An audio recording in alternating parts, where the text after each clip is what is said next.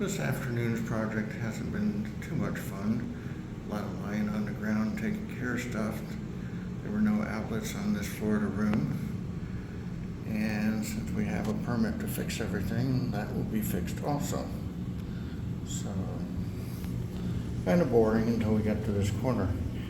We used to bend this with pipe. It's a way of getting into a corner and only having the 3/8 or 1/2 inch diameter on the outside without going ahead and going in the corner and making a quick 90 with a hickey bender, which is a bending device that's no longer allowed because the 90 is too small.